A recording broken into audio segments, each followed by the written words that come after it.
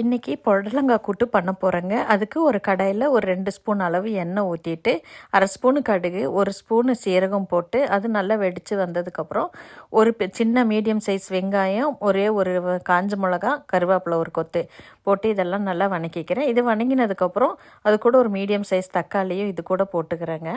இது நல்லா வணங்கிடுச்சு. இது கூட நான் கழுவி வச்சுருக்கிற அந்த புடலங்காய் பொடி பொடியாக நறுக்கி வச்சதையும் போட்டு ஒரு 1/2 ஸ்பூனு மஞ்சப்பொடி, தேவையான அளவு உப்பு போட்டு ஒரு 1/2 கப்பு தண்ணி ஊற்றிட்டு இதை நல்லா மூடி போட்டு வேக வச்சுக்கிறேங்க.